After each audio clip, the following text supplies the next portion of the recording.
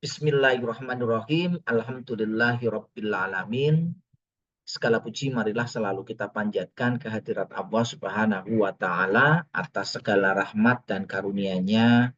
Hari ini kita berkumpul kembali ya dalam rangka untuk membahas materi terkait dengan sistem eksitasi generator. Nah, pada pokok bahasan hari ini kita membahas tentang apa? Pembebanan generator. Nah, ini sudah saya capture tadi ini untuk fotonya hari ini. Ya, ini sudah seger semuanya dari Pak Dwi, ya kan? Pak Sentot, ya, Pak Yuda, Pak Ahmad, dan Pak Alif, ya, Fajar. Serta tidak lupa juga sebagai moderator, ya, itu Mas Putra, ya. Nah, kita awali dengan pembebanan generator. Jadi yang namanya pembangkit tenaga listrik, ya ini pokok bahasan kita di generatornya, itu nanti fungsinya adalah untuk menghasilkan energi listrik.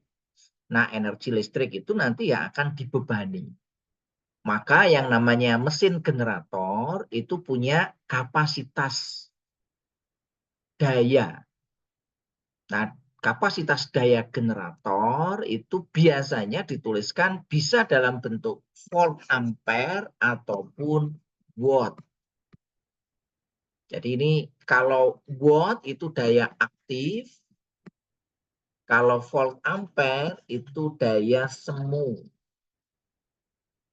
Bisa difahami ya terkait daya aktif dan daya semu. Nah, misalkan begini ya, 1000 kVA, 10 MVA, 100 MVA, 1000 MVA, atau mungkin ya 1000 MW ya, 100 MW.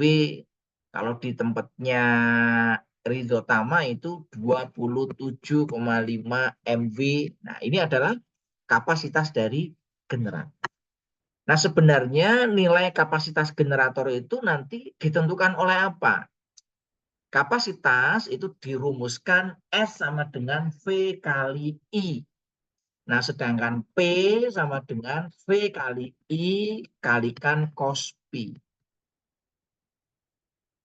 Jadi nanti di sini kapasitas itu nanti akan menentukan berapa nanti tegangan keluaran generatornya dan berapa arusnya. Kalau di sana 27,5 megawatt, nanti kita bisa lihat V-nya sama dengan 10,5 kV, berarti I-nya sama dengan, bisa kita hitung, P dibagi dengan V dikalikan dengan akar 3. Ini adalah I maksimumnya. Nah, terkait dengan tegangan induksi generator, itu kemarin sudah kita bahas, dirumuskan dengan rumus ini. E sama dengan 4,44 kalikan Kc, kalikan Kd, kalikan frekuensi, dikalikan flux, dan dikalikan N. Apa itu Kc, apa itu Kd, apa itu F, flux, dan N, itu nanti bisa dilihat di sini. Ini terkait dengan pembebanan generator. Nah, sekarang beban generator itu bentuknya apa? Karena generator itu adalah mesin listrik, maka generator itu dibebani oleh beban peralatan-peralatan listrik. Nah, peralatan listrik itu ada 3 macam jenis. Yang pertama adalah beban yang bersifat resistif, ya, seperti ini ya. Yang kedua adalah beban yang bersifat induktif, seperti gambar yang kedua. Dan yang ketiga adalah beban yang bersifat kapasitif atau yang seperti pada gambar ketiga. Ini L resistif, ini L induktif, dan ini C kapasitif. Nah, ini bentuk gelombangnya. Nah, masing-masing beban listrik ini mempunyai karakteristik yang harus dipenuhi oleh generator. Jadi generator itu tadi menghasilkan daya aktif dan daya reaktif. Kalau bebannya itu R, maka yang dipakai itu adalah resistif saja atau daya aktif saja. Sehingga nanti pembangkit hanya menghasilkan daya aktif atau MW. Tetapi kalau bebannya itu nanti ada R, ada L, seperti motor listrik, ya nanti generator itu harus membangkitkan MV dan MVAR. Demikian juga kalau nanti bebannya itu kapasitif, ya berarti nanti pembangkit atau generator itu harus menyerap VAR. Sampai di sini konsepnya bisa dipahami? Pak Dwi, Pak Molpi, Pak Yuda, Pak Sento, dan Pak Alif. Bisa dipahami ya? Ini terkait konsep pembebanan ya pada generator. Nah, untuk memenuhi beban listrik tadi di sini, kalau PLTU biasanya bebannya konstan, tidak berubah-ubah ya. Karena yang namanya PLTU di dalam sistem grid, PLTU fungsinya sebagai penopang base load. Base load itu beban dasar. Walaupun tetap ada fluktuasi, perubahan sesuai dengan situasi dan kondisi. Nah, untuk memenuhi beban listrik, generator butuh pengaturan beban, ya, baik yang sifatnya resistif, reaktif, maupun kapasitif.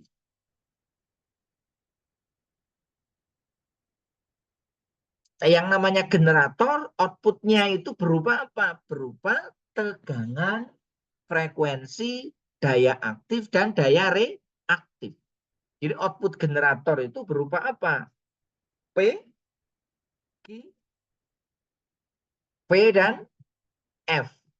Ini output dari generator. Nah, tegangan generator itu sebanding dengan kecepatan poros penggerak mula dan fluks yang dihasilkan oleh rotor. Jadi nanti yang mempengaruhi tegangan itu yang faktor kecepatan poros,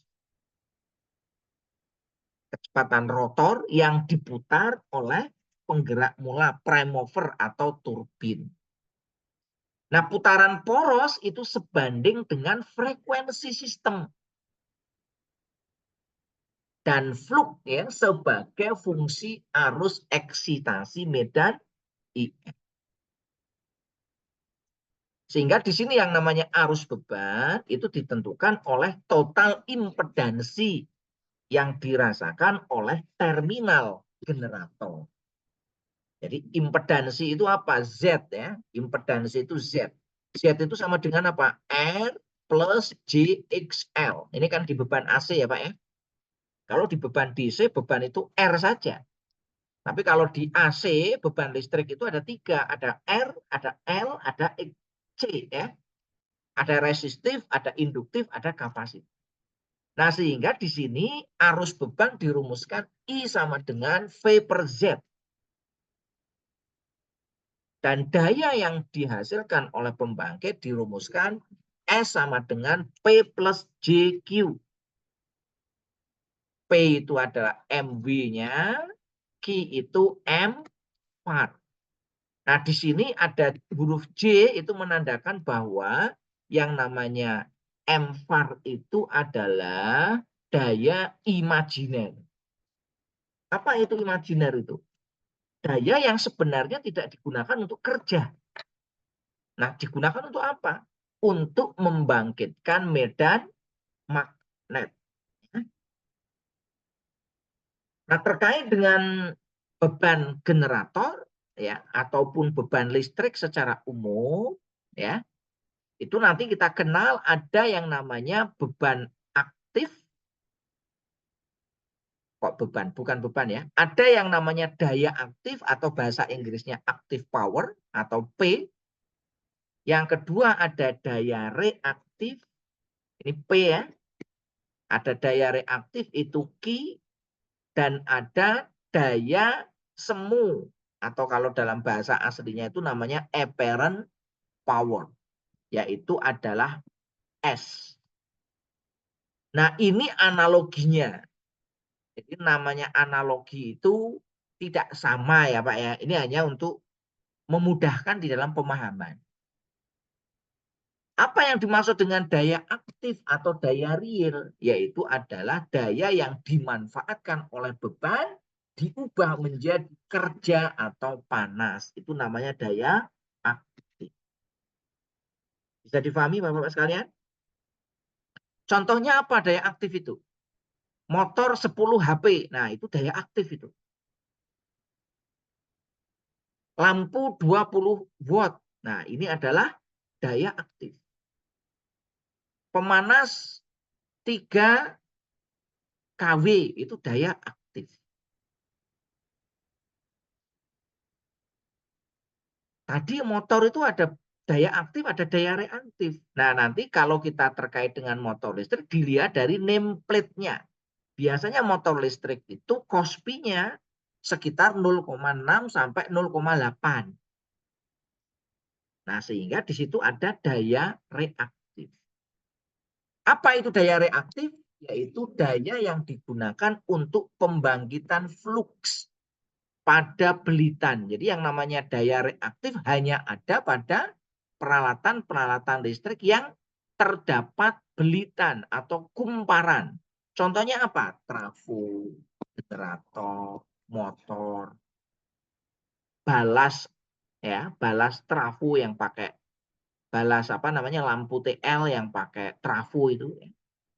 Yang digunakan nanti untuk membangkitkan fluks sehingga nanti bisa menghasilkan tegangan induksi.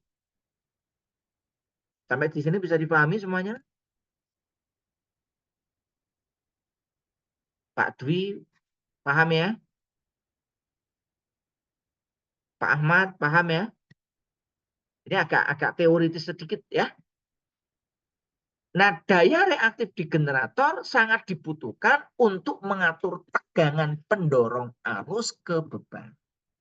Jadi nanti daya reaktif itu ya sangat dibutuhkan oleh generator. Nah, pada beban dapat timbul daya reaktif karena apa? Karena beban tadi bersifat induktif atau saluran transmisinya ada yang bersifat induktif atau jaringan distribusinya yang bersifat induktif sehingga perlu dibatasi atau ditiadakan. Nah, caranya gimana? Caranya dengan kompensasi dengan beban yang bersifat kapasitif. Nanti kita bahas ya terkait dengan ini. Nah, adanya 3 macam beban pada generator, yaitu R, L, dan C, itu membawa konsekuensi pada daya yang dihasilkan oleh generator. Tadi ada daya aktif, satuannya watt, ada daya reaktif, satuannya var, ada daya semu, satuannya VA. Nah, ketiga daya ini dapat dijelaskan melalui hubungan segitiga daya. Ini kalau kita lihat segitiga daya, masih ingat pelajaran Pitagoras ya Pak ya? Pak Ahmad masih ingat enggak dulu belajar matematika Pitagoras? Atau sudah lupa? Saya ingat Trigo, rumusnya aja, Pak. ingat rumusnya. Ini Pitagoras dikaitkan nanti dengan trigonometri. Jadi di sini dapat saya gambarkan daya aktif itu misalkan di sini arahnya adalah ke kanan. Yang positif ke kanan, kalau negatif ke kiri. Daya reaktif ini arahnya ke atas. Maka yang namanya daya semu adalah penjumlahan ya. Jadi yang namanya S itu sama dengan P plus JQ. Nah, ini P-nya di sini, Q-nya ke atas, karena P itu adalah vektor ya Pak ya. Ini bukan skalar, ini besaran vektor. P itu besaran vektor, Q itu besaran vektor, maka P plus Q itu menjadi besaran vektor. Nah, kita dapat gambarkan seperti ini ya. P plus Q, P-nya ke kanan, Q-nya ke atas, maka penjumlahannya seperti ini. Ini yang menggunakan penjumlahan menggunakan apa? Grafis ya. Nah, kalau kita hitung nanti ya, persamaannya bisa menggunakan persamaan Pitagoras karena di sini sudutnya siku. Nah, di sini muncul ya sudut yang namanya pi. Sehingga nanti bisa kita hitung cos pi ya. Cos pi itu sama dengan sisi bawah dibagi sisi miring sama dengan P per S. Sehingga hubungannya P itu sama dengan S cos pi. Sedangkan Q sama dengan S sin pi. Nah, kalau menurut segitiga Pitagoras bisa kita hitung ya. Nilai S kuadrat sama dengan P kuadrat ditambah Q kuadrat. Itu nilai skalarnya. Sampai di sini bisa dipahami semuanya? Konsekuensi dari adanya ketiga beban tadi, ada resistif, ada daya aktif, ada daya reaktif, dan ada daya semu, maka di situ muncul yang namanya faktor daya atau bahasa Inggrisnya faktor.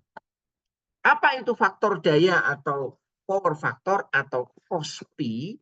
Yaitu nilai perbandingan antara daya aktif dengan daya semu.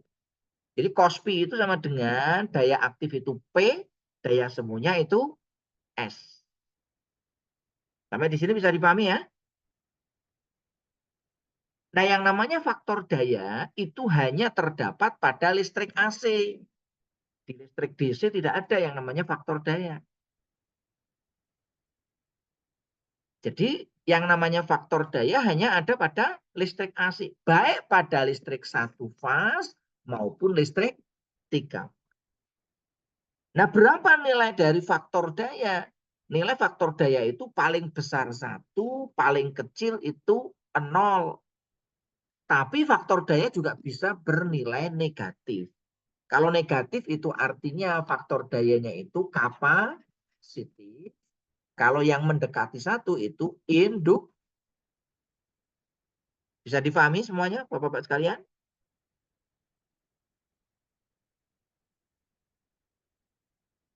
Yang namanya faktor daya itu dipengaruhi oleh beban listrik.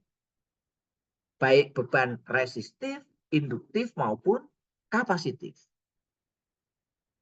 Nah, sekarang fungsinya faktor daya untuk apa? Faktor daya itu berguna atau bermanfaat untuk mengetahui tingkat efisiensi energi beban melalui nilai daya yang tidak terpakai dan terbuang sia-sia selama beban bekerja. Jadi kalau kita itu cost-nya rendah, maka sebenarnya tidak efisien. Karena yang digunakan untuk kerja itu sedikit, yang digunakan untuk membangkitkan flux itu besar. Ya, itu terkait dengan faktor daya. Nah, maka di sini kita bisa analogikan ya. Ini namanya analogi, Pak ya. Analogi itu persamaan ya. Kadang-kadang Tuhan itu membuat analogi. Nah, manusia juga ikut-ikutan membuat apa? Analogi. Jadi yang namanya daya aktif, daya reaktif, dan daya semu ini dapat dianalogikan seperti ya kalau kita minum apa soda atau bir atau apa lain, Sprite ya, dan minuman-minuman yang bersoda lainnya. Apabila kita menuang air soda di dalam gelas, maka gelas ini tidak akan berisi air full, tetapi di atasnya pasti ada apa, Pak? Buih atau busa. Sedangkan air soda itu ada di sini, ya. Nah, air soda itu dianalogikan sebagai daya aktif, sedangkan buihnya itu daya reaktif. Nah, kalau kita masuk ke sini, daya aktif itu satuannya kW, simbolnya P, daya reaktif itu satuannya kVAR atau mVAR ya. Satuannya itu Q. Nah, penjumlahan antara daya aktif dan daya reaktif itu dinamakan daya semu atau bahasa Inggrisnya apparent power. Satuannya kVA, simbolnya S. Sampai di sini bisa dipahami semuanya? Ini analogi, Pak ya. Artinya apa? Kalau Kospi kita rendah, kita punya gelas 1 liter, hanya bisa kita manfaatkan berapa? Ya, rendah. Contoh misalkan saya punya Kospi-nya 0,7. Maka berarti buihnya itu 0,3, airnya itu 0,7. Sehingga efisiensinya itu rendah. Sampai di sini bisa dipahami?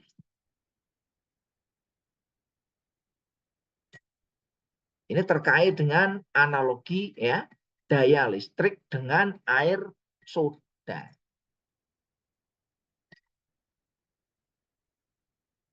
Nah, sekarang kita lihat fenomena pembebanan. Fenomena pembebanan generator dapat dilihat dari 2 kondisi.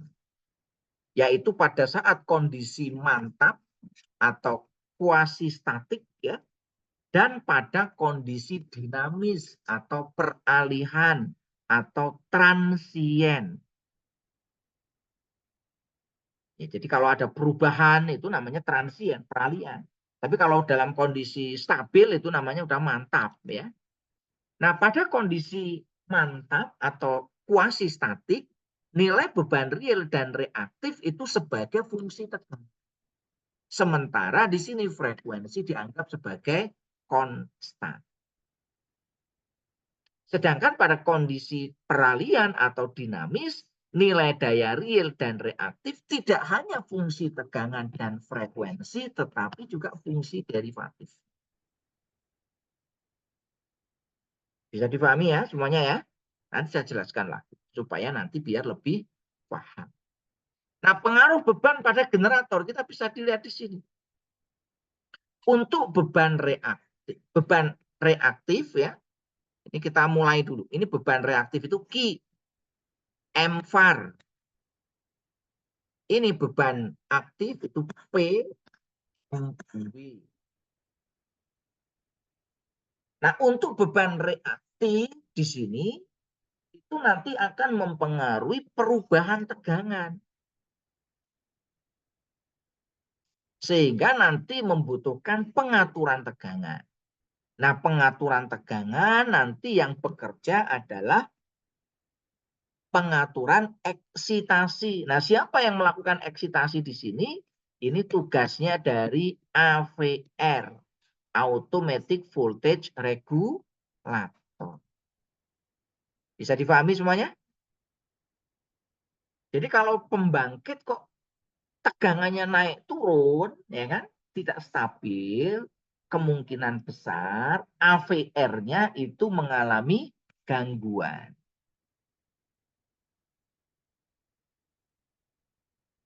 Karena AVR-nya mengalami gangguan, dia nggak bisa menstabilkan nilai tegangan. Maka nilai tegangannya itu akan berfluktuasi seiring dengan perubahan beban reaktif. Paham semuanya? Nah, yang kedua adalah beban aktif. Beban aktif itu contohnya tadi ya, yang MV tadi ya. Kalau sini mVAR. Nah, beban aktif itu nanti akan berpengaruh terhadap perubahan frekuensi. Jadi misalkan konsumen itu melakukan penyalaan atau pemadaman beban, nanti akan berpengaruh terhadap frekuensi. Nah, sehingga frekuensi itu harus diatur supaya konstan. Nah, siapa yang melakukan pengaturan frekuensi? Namanya adalah governor. Kalau di PLTU dikenal dengan istilah free gov ya, free governor ya. Itu yang nanti harus kita atur. Nah, siapa yang mengatur itu adalah sistem apa? Pengaturan bahan bakar, biasanya melalui kontrol valve ya. Nah, untuk itu karena ada perubahan beban, maka dibutuhkan pengendalian beban.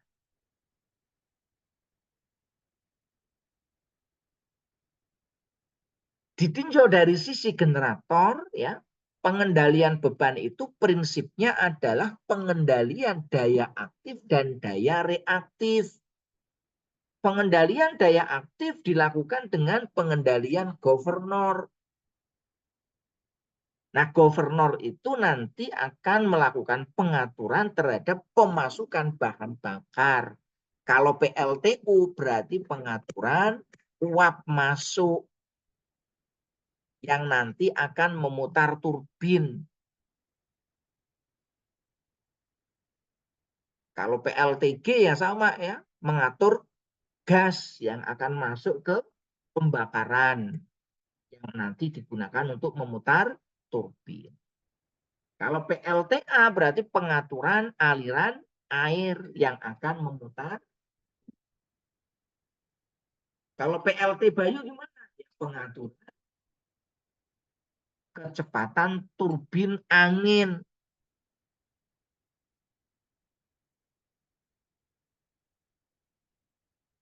Tapi biasanya kalau turbin angin pas waktu kecepatan tinggi ya dimaksimalkan.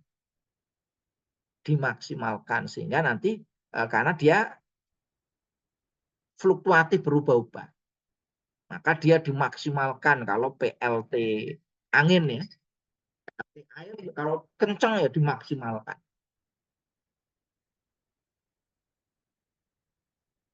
Nah, pengaturan daya reaktif dilakukan dengan pengendalian arus medan atau arus eksitasi yang nanti dikontrol oleh komponen yang namanya AVR atau Automatic Voltage Regulator yang kemarin sudah kita bahas.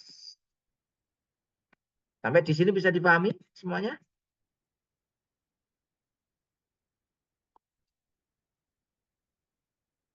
Ada yang mau ditanyakan? Belum kita lanjut?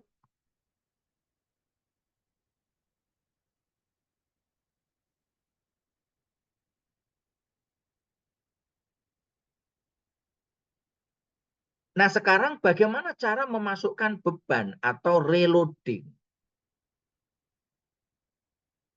Jadi yang namanya generator itu harus dibebani. Nah, pembebanan generator itu tergantung dari karakteristik masing-masing pembangkit. Kalau pembangkit PLTG itu pembebanannya bisa cepat naik turunnya, Pak ya. Kenapa? Karena PLTG tidak perlu buat uap ya. Langsung dari gas bisa kita gunakan untuk mutar turbin. Kalau PLTU gimana, Pak? Bisa cepat enggak kira-kira Pak Ahmad? Tergantung flow batu baranya, Pak. Pembakarannya lagi. Ya, jadi idealnya yang namanya PLTU enggak bisa cepat, Pak. Karena dia harus menghasilkan uap. Menghasilkan uap itu tidak bisa cepat. Sehingga PLTU itu biasanya digunakan untuk base load. Beban listrik dari PLN itu mau naik mau turun, PLTU itu anteng aja, Pak. PLTU itu apa? Anteng aja di situ. Kita membangkitkan berapa? 20 megawatt ya anteng aja di situ. Kita membangkitkan berapa? 10 megawatt, anteng aja di situ. Berapa persentase naik turunnya? Biasanya untuk PLTU itu sekitar 4 sampai 8%. Ini naik turunnya ya.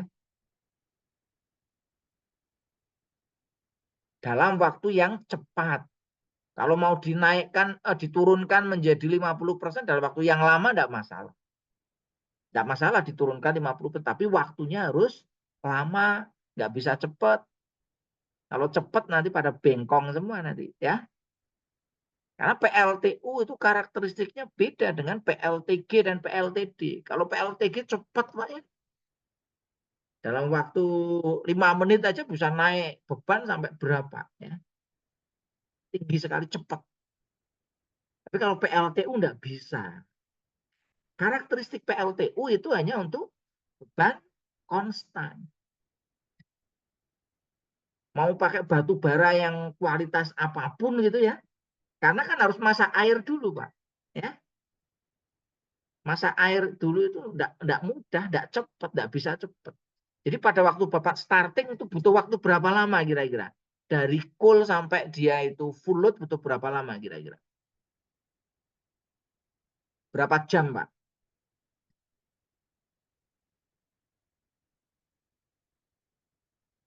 Mungkin kan sekitar lebih dari 12 jam, Pak, ya, untuk starting PLTU. Karena memang enggak bisa cepat, ya. Starting PLTU itu harus pelan-pelan, Pak, ya, pelan-pelan sekali. Langsung cepat pada bengkong nanti, ya. Turbinnya pada patah nanti, ya. Memang nggak boleh.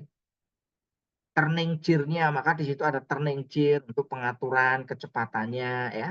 Dari kalau kita mau shutdown juga nanti harus pelan, nggak boleh cepat. Langsung itu nggak bisa, ya. Nah, oleh karena itu di sini perlu adanya perkiraan prosentase beban. Maka fungsinya ada ROT, ROB, ROM, dan ROH. Ini penting sekali. Karena nanti kalau PLTU dibebani, ya, maka akan terjadi apa? Drop tegangan. Drop frekuensi. Sehingga nanti harus diantisipasi di situ.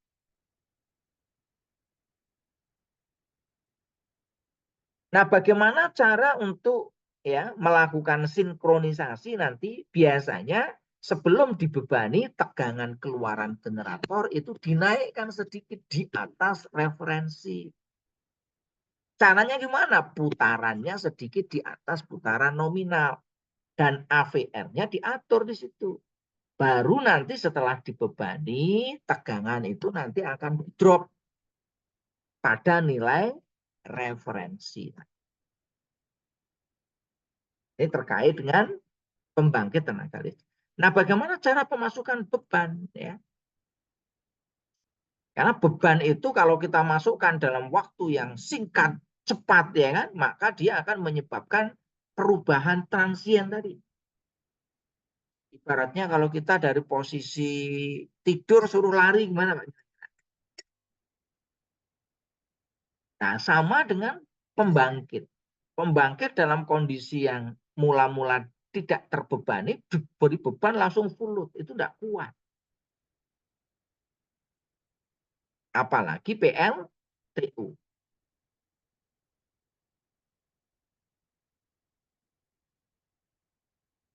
Nah, ini kalau terjadi kegagalan penurunan tegangan, maka bisa terjadi apa? Ya, kegagalan operasi.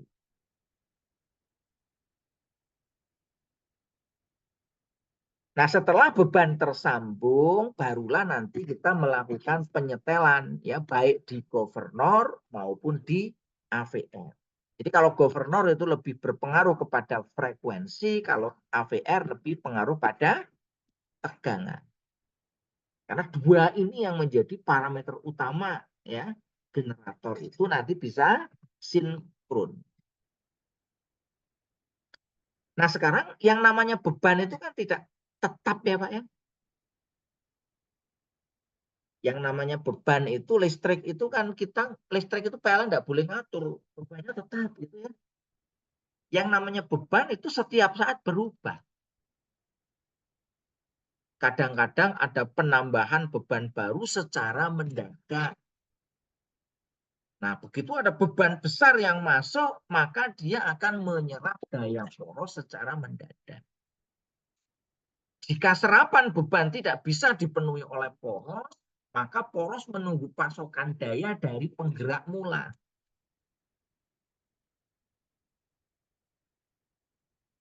Nah, penggerak mula sangat bergantung kepada pasokan tambahan bahan bakar. Nah, adanya indikasi ini ya biasanya nanti poros akan terjadi penurunan kecepatan. Nah, kalau di listrik ya indikasinya penurunan frekuensi. Karena hubungannya kemarin ya N sama dengan 120 kalikan F dibagi P. Kalau N-nya turun, maka F-nya juga turun. Bisa difahami semuanya?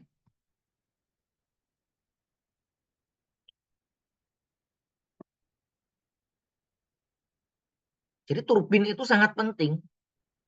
Karena nanti akan mempengaruhi apa? Frekuensi. Dan juga akan mempengaruhi daya aktif. Ya. Nah, pada saat peralihan, ya, sambil menunggu pasokan daya dari poros, AVR akan menaikkan tegangan. Tujuannya apa? Agar mampu mendorong arus menuju ke beban. Ya tentu saja ini kan permintaan beban ya. Meskipun frekuensi turun, sambil menunggu daya atau kenaikan frekuensi mencapai nilai nominal.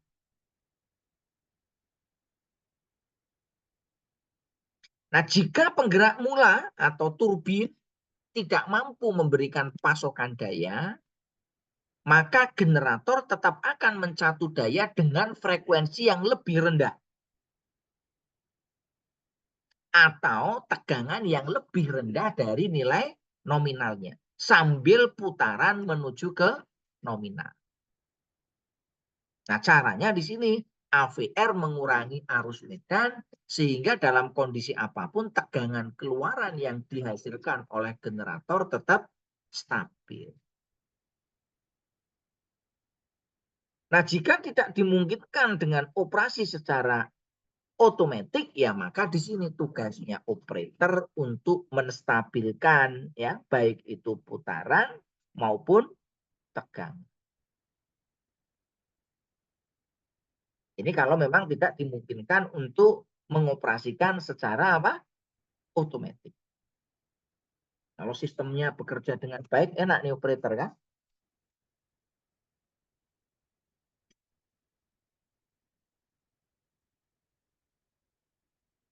Jadi nanti kita bisa melihat di sini, ini perubahan daya. Misalkan di sini ya, ini adalah daya nyatanya, mulai dari 0 sampai sekian megawatt, ini adalah waktunya. Sedangkan yang kanan itu adalah perubahan apa? Daya reaktif, yaitu adalah MVAR ya. Ini terkait dengan waktunya nanti seperti apa. Nah, ini semua nanti disesuaikan dengan kurva capability. Nah, masing-masing pembangkit itu punya kurva capability yang berbeda. Terkait nanti dengan kemampuan menghasilkan daya aktif dan daya reaktif. Bisa difahami semuanya? Ada yang mau ditanyakan? Silakan.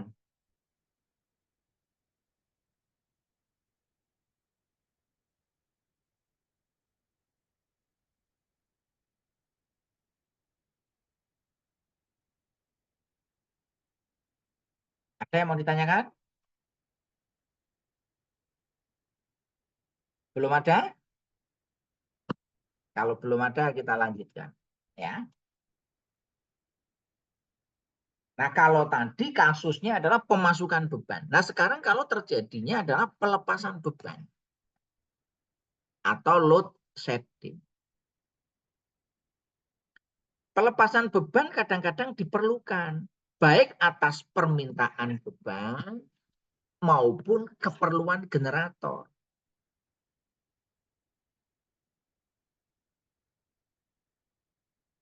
Nah, pelepasan beban di atas 50% ini sangat berbahaya.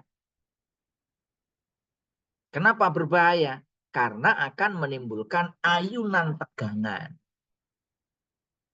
yang diakibatkan ayunan frekuensi atau putar.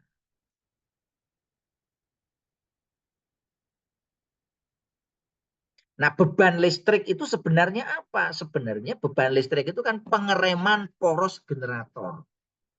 Jadi generator yang diputar itu kan direm pakai beban, Pak ya. Nah, begitu beban besar lepas secara mendadak, maka torsi rem pada poros itu seolah-olah dilepas. Sementara pasokan bahan bakar ya tetap. Sehingga akan terjadi apa? Ayunan frekuensi ke atas. Nah, ayunan frekuensi ke atas ini ya, maka akan menimbulkan kenaikan tegangan. Nah, ini sangat membahayakan ya.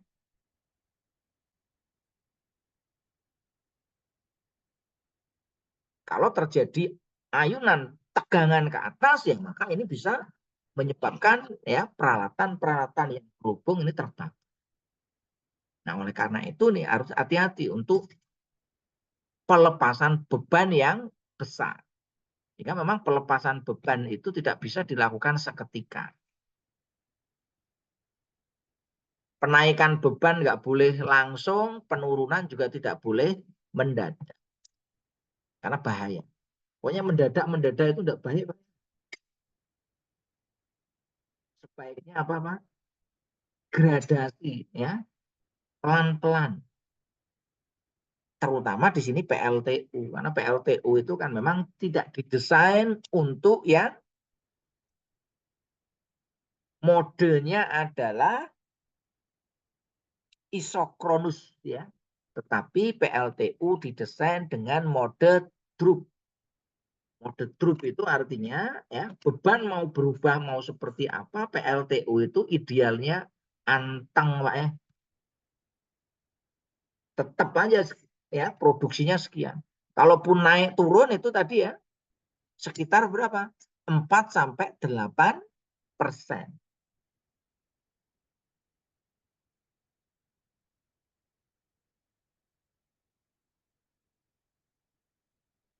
Kenaikan beban di atas 8% itu sangat membahayakan.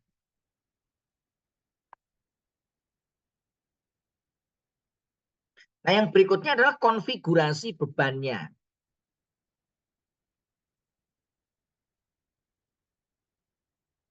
Tadi beban itu ada yang sifatnya resistif, induktif, dan kapasitif.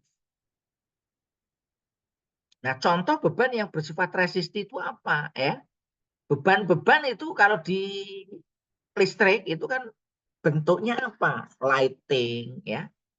Lighting itu penerangan, ya. Heating itu pemanas, welding pengelasan, furnace, ya. Static electrical installation, motor dan lain sebagainya. Itu beban-beban listrik.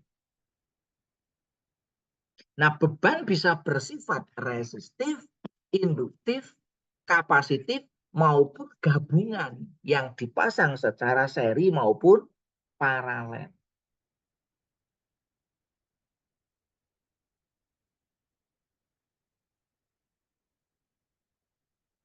Nah, karakteristik beban, apabila beban itu resistif, maka arus dan tegangan itu sefase.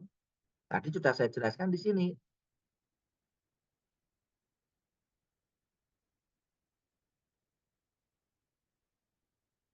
Bisa difahami, Pak ya? Arus dan tegangan sefase.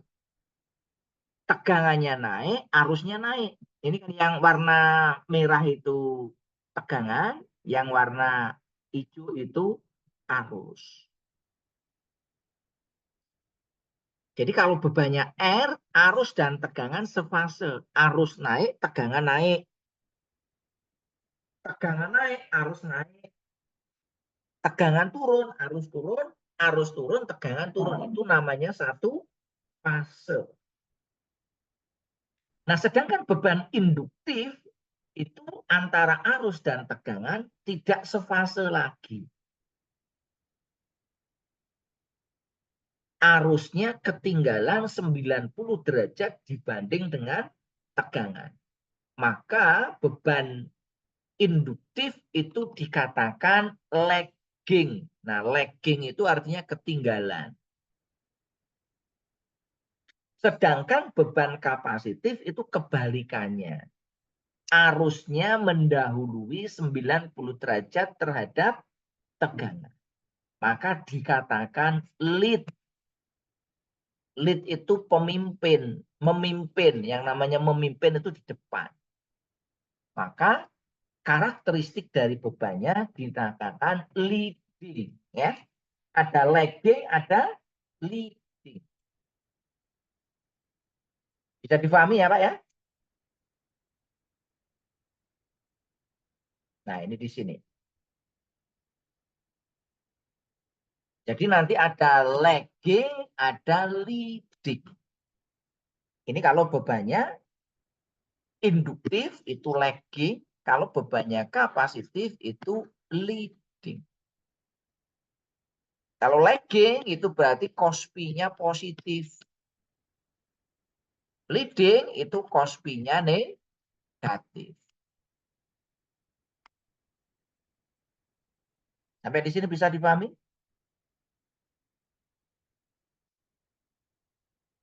Nah, sekarang pengaturan beban ya dapat dilakukan dengan cara apa? Ada banyak cara pengaturan beban real. Yang pertama dapat dilakukan dengan LFC, load frequency control ya. Nah, di sini ini LFC. Ini loopnya seperti ini.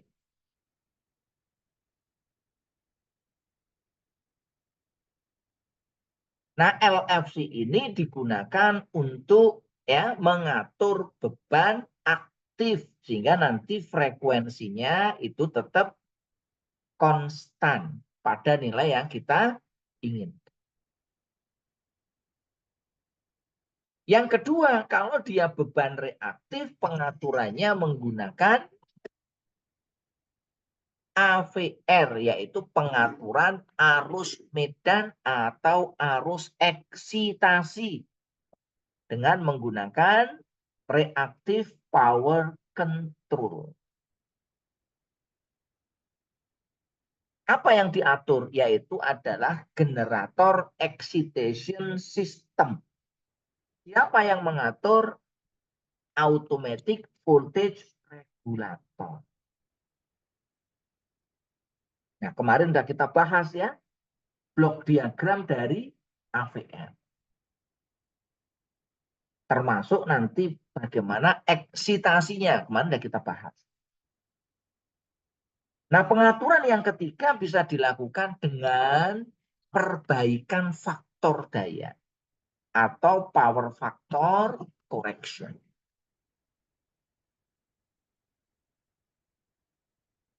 Sampai di sini bisa dipahami, Pak? Ini kalau kita lihat ini generator, ini turbinnya, maka di sini ya untuk menghasilkan tegangan dan frekuensi yang konstan, daya aktif dan daya aktif generator sesuai dengan kebutuhan yang diinginkan, maka di sini perlu pengaturan dua parameter ini. Ya. Nah, sekarang kita bahas tentang pengendalian VAR dengan alat AVR.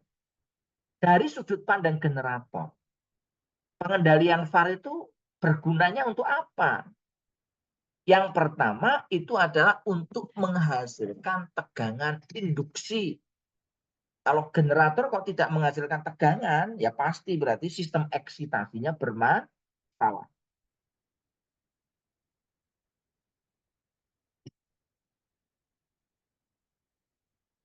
Yang kedua, ya, setelah menghasilkan tegangan induksi, yang kedua adalah menstabilkan tegangan keluaran. Jadi kalau generator kok tegangannya nggak stabil, ya ini berarti AVR-nya mesti bermasalah. Nah, yang ketiga itu mengatur daya pada saat terjadi peralihan tadi, perubahan ya, baik penambahan beban maupun pelepasan beban secara mendadak. Itu kalau dari sudut pandang generator. Kalau dari sudut pandang beban, VAR itu berdampak pada apa? Ya kalau bebannya itu reaktif, ya pasti ada drop tegangan di situ.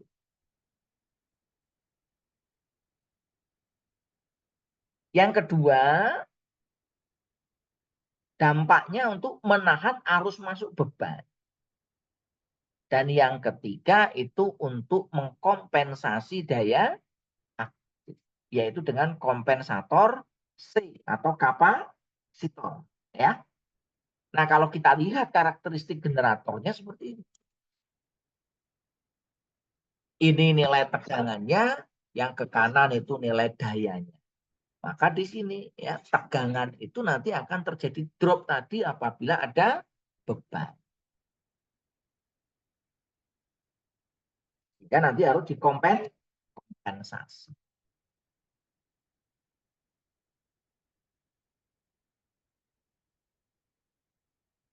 Nah, sekarang bagaimana kita mengendalikan frekuensi sistem?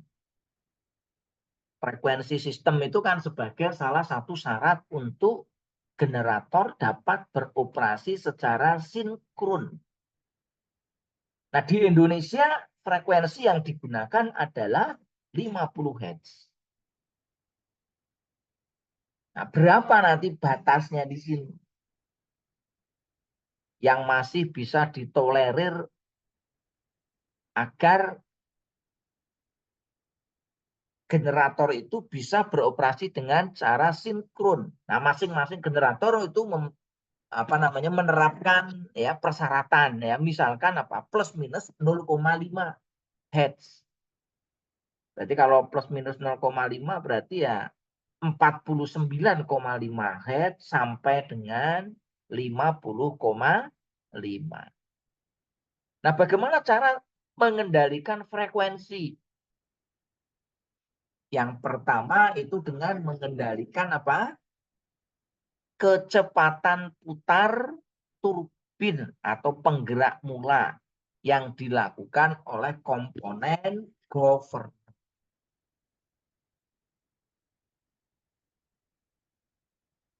Itu yang pertama ya. Mengendalikan apa?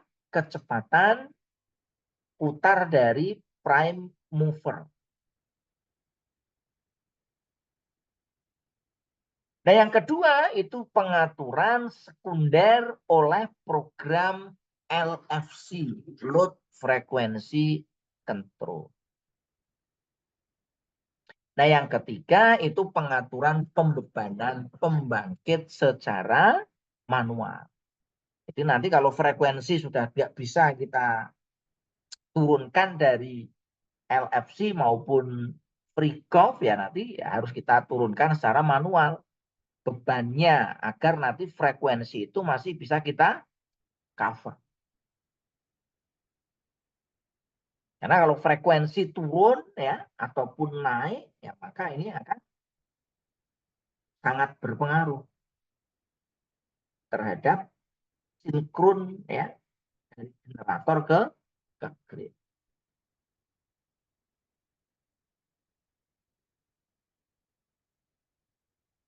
Nah, ini contoh untuk SOP-nya kan.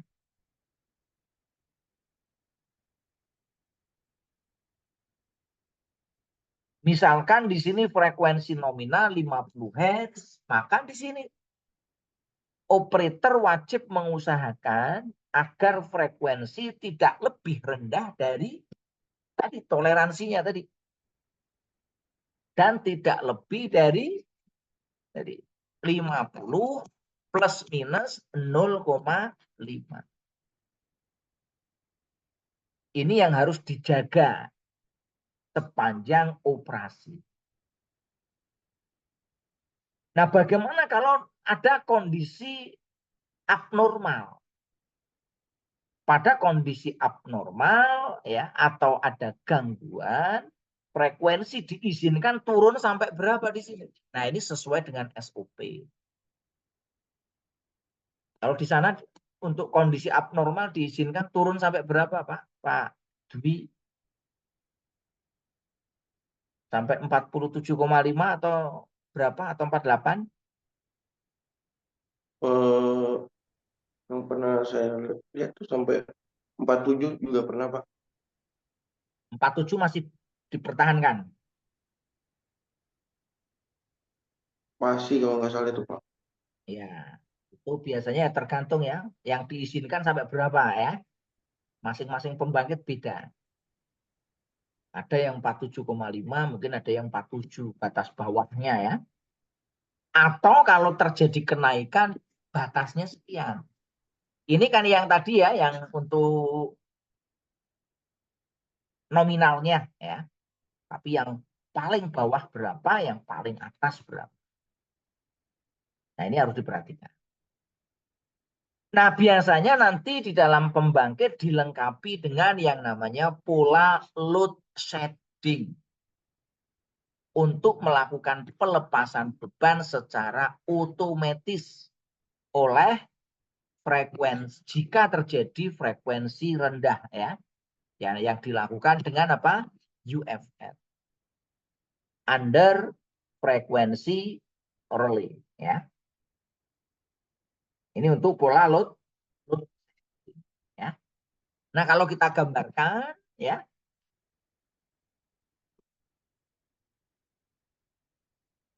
sebuah generator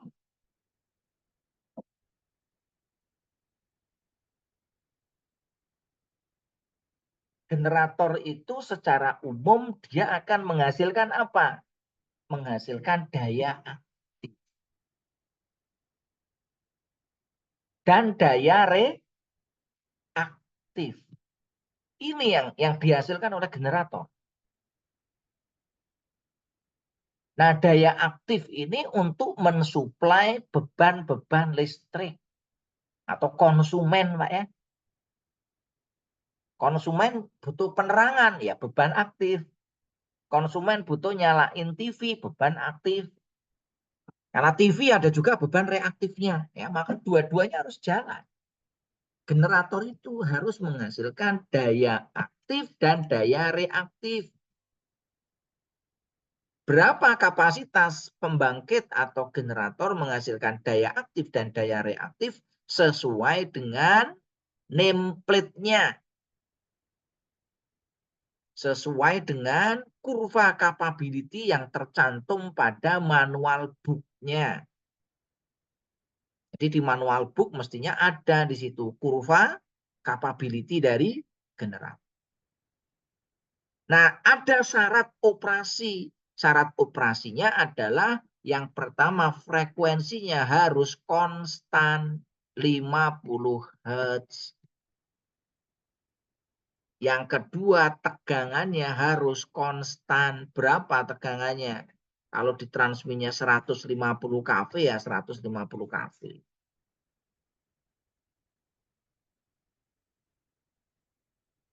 Bukan di tegangan generatornya, tapi tegangan masuk ke jaringannya, Pak ya. Karena kan di sana kan nanti keluaran generator masuk ke jaringan. Jaringannya berapa? 150 kV ya. Berarti nanti tegangannya harus konstan di situ. Supaya nanti sistem itu bisa sinkron dengan grid. Nah, tadi terkait dengan daya aktif, yang ngatur siapa? Yang ngatur namanya governor. Bukan gubernur, Pak ya. Governor ini ya. Nah, governor itu nanti ngatur apa? Ngatur kecepatan putaran turbin. Yang diatur apa? Yang diatur buka tutup bahan bakar. Berupa apa? Kontrol valve. Yang nanti bisa menggunakan pneumatik, bisa menggunakan hidrolik, atau bisa menggunakan motor servo. Biasanya kombinasi Pak ya, hidrolik tapi nanti dikontrol dengan motor servo Pak. Supaya presisi ya. Supaya presisi tinggi di situ. Karena kan ini harus benar-benar pas buka tutupnya apa? Bahan bakar. Nah, sedangkan untuk daya reaktif dan tegangan itu yang bertanggung jawab adalah AVR. Automatic Voltage Regulator. Apa yang diatur yaitu IF, arus medan, atau dikenal dengan istilah arus eksitasi.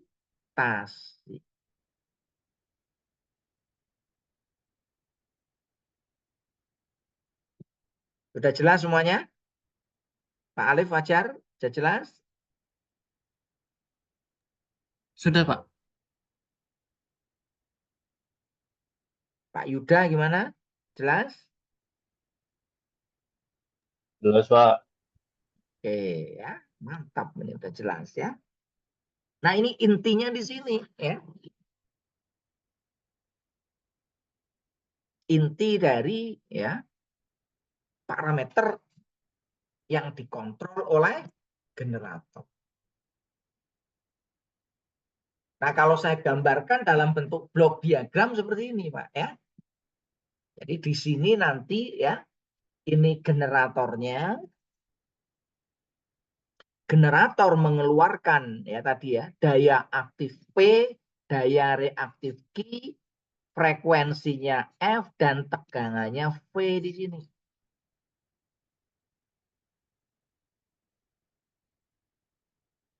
Nah, untuk pengaturan tegangan dan daya reaktif nanti di sini dibutuhkan sistem eksitasi yang dilakukan oleh exciter.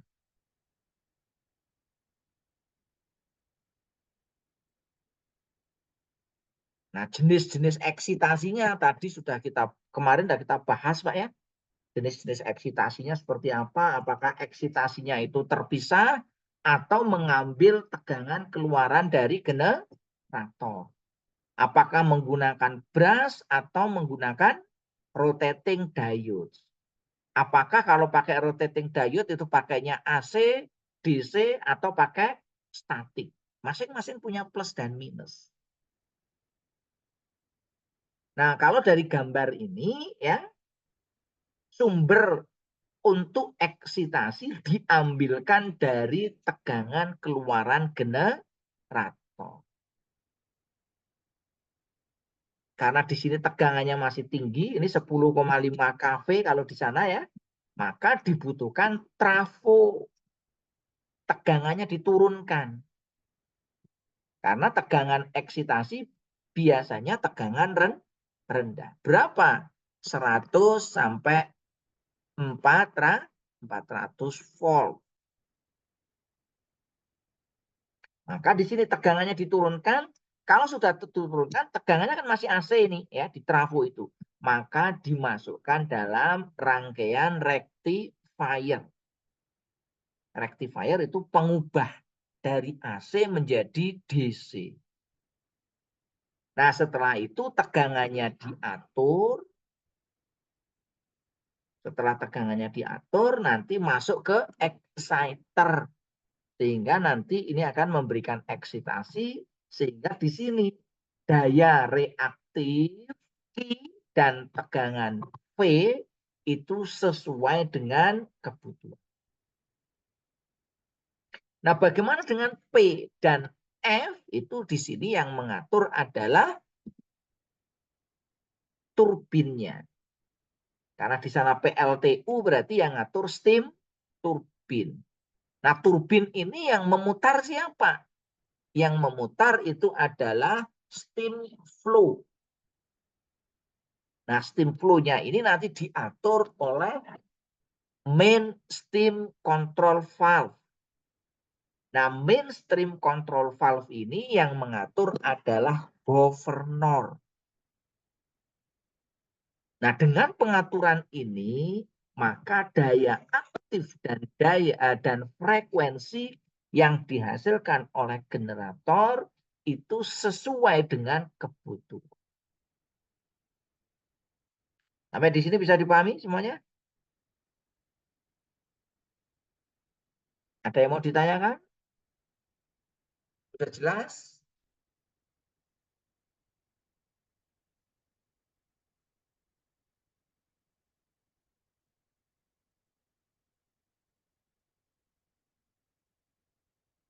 Gimana Pak Dwi? Sudah jelas?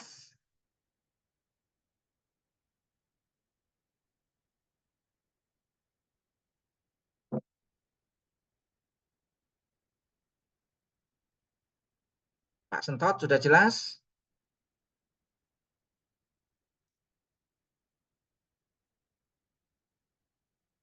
Oke, kalau sudah jelas kita lanjut ya. Lanjut sebentar. Nanti setelah ini kita break ya.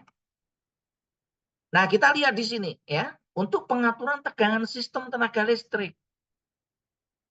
Nah, tegangan keluaran generator harus stabil ya. Nah, ini berapa? Maksimumnya berapa? Minimumnya berapa? Ini mestinya jadi SOP.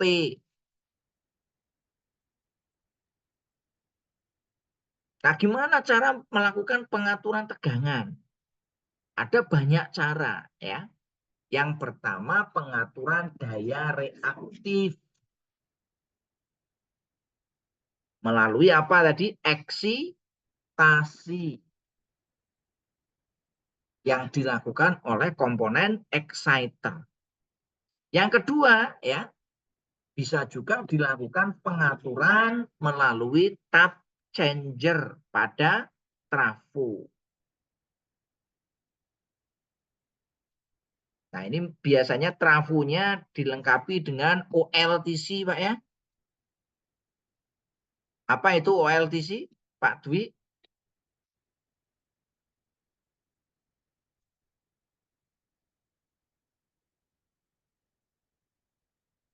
On-load tap changer ya. Nah, yang ketiga bisa juga dilakukan dengan pengoperasian reaktor atau kapasitor. Reaktor kalau bebannya itu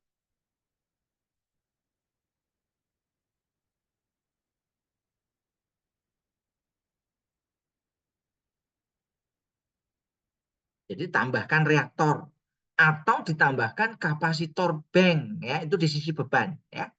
Yang keempat, pelepasan saluran transmisi, pelepasan beban ya. Yang kelima, rekonfigurasi jaringan. Ya, ini kalau terjadi apa namanya? Tegangan yang fluktuatif. Nah, ini kembali ke slide yang awal ya. Jadi semua operasi sistem tenaga listrik ya, baik di pembangkit, transmisi, distribusi ya, terkait dengan pemanfaatan oleh konsumen itu dimonitor dan dikontrol oleh unit yang namanya UPB. Ada yang namanya P2B. Ada namanya UPB, unit pengatur beban. Kalau P2B pusat pengendalian beban. Nah, ini semua yang akan memonitor berapa sih ya daya yang dikonsumsi oleh konsumen secara keseluruhan terkait nanti dengan MW dan MVAR. Berapa rugi-rugi distribusi, berapa rugi-rugi transmisi, sehingga nanti dari data-data ini pembangkit itu diminta atau istilahnya diperintah atau didispatch untuk menghasilkan MW dan MVAR sesuai dengan kebutuhan konsumen ditambah dengan rugi-rugi yang ada di jaringan dan di distribusi.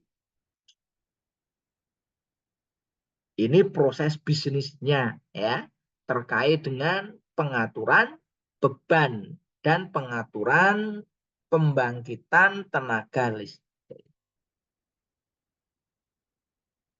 Jadi yang namanya pembangkit tenaga listrik itu perusahaan yang tidak independen. Ya. Oke, kita menghasilkan listrik sesuka kita, nggak bisa. Harus ikut PLN dalam hal ini diwakili oleh P2B atau UPB.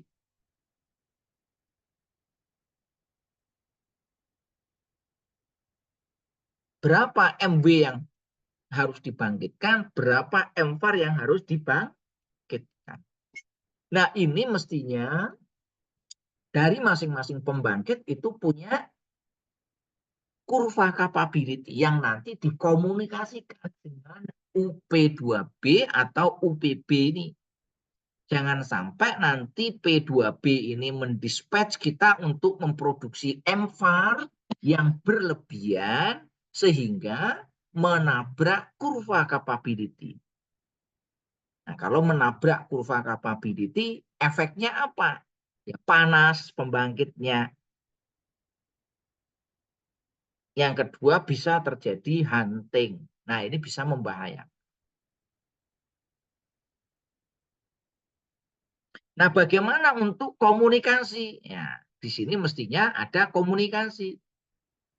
Antara siapa? Ini kalau di Jawa kan ada dua ini ya. Ada dua gardu induk.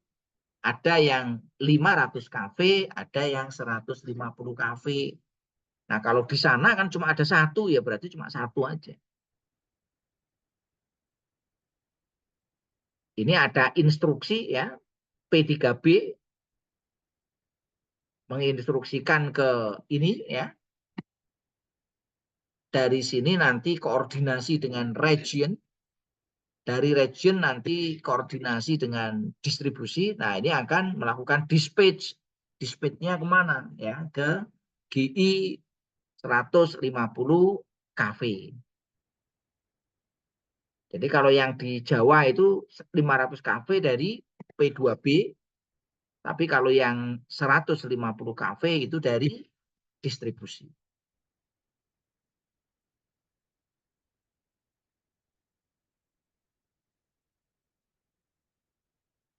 Yang warna biru itu menunjukkan instruksi, yang warna merah itu koordinasi. Ya, maka di situ ada koordinasi.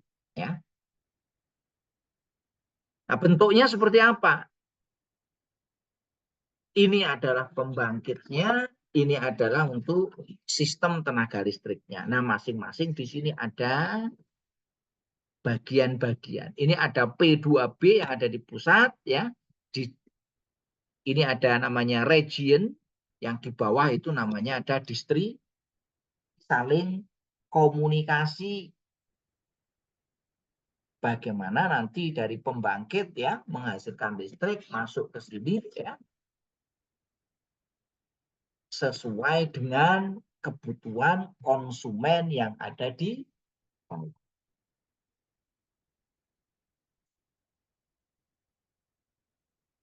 Oke, bisa dipahami sampai di sini?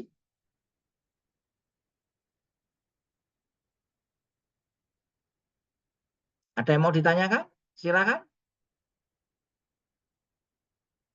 Sudah cukup jelas? Atau tambah bingung?